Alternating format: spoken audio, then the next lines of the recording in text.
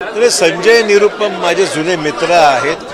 त्यांची माझी भेट अधूनमधून कुठे ना कुठे होत राहते, परंतु त्यांच्याशी कुठलीही राजकीय चर्चा मी केलेली नाही।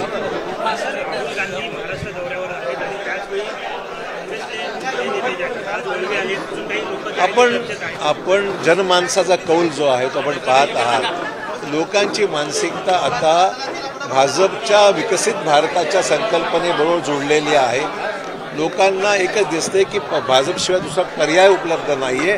भाजपच देशाला सक्षम नेतृत्व देऊ शकतं ही मानसिकता जनसामान्यामध्ये आहे। त्यामुळे लोकांचा जो मूड आहे, मूड ऑफ द नेशनचं पाहायला तो बीजेपीच्या बरोबर आहे आणि म्हणून पाहता लोक आकर्षित होत आहेत। नंदुरबारमध्ये येताच वडिलांचा भाजप प्रवेश झाला।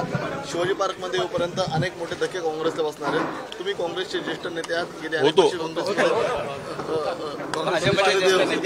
ज्येष्ठ नेते, तर काँग्रेसचे काही नेते तुमच्या संपर्कात आहेत का जे मोदींच्या? काय तुम्ही अजूनही पालकत्वाची वाट पाहताय? 95,000पेक्षा अधिकच्या कुटुंबाचे आयुष्य आनंदाने भरले आहे। आजच कॉल करा आणि मिळवा फर्टिलिटी ट्रीटमेंटवर सूट आणि सर्वांना द्या आनंदाची बातमी।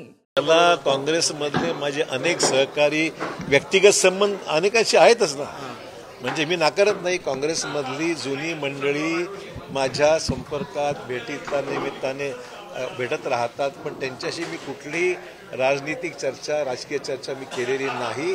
ज्यांना ज्यांना वाटते की आलं पाहिजे ते स्वागतच आहे। मी असं कोणाला, मी पक्ष सोडताना असं सांगितलं होतं, मी कोणालाही जबरदस्तीने इथे आणा किंवा घ्या अशी भूमिका माझी नाही आहे।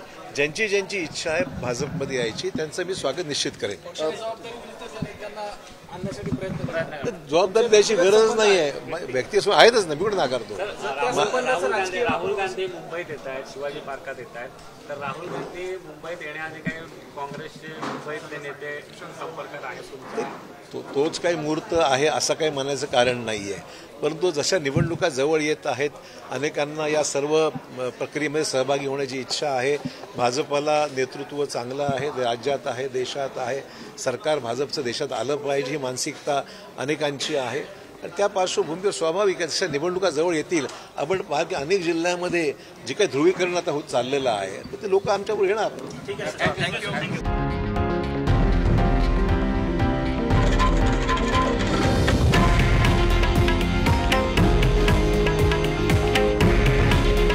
हे आहे देशातील नंबर 1 न्यूज नेटवर्क आणि आपण पाहत आहात TV9 मराठी। काळजी तुमची, हित महाराष्ट्राचं।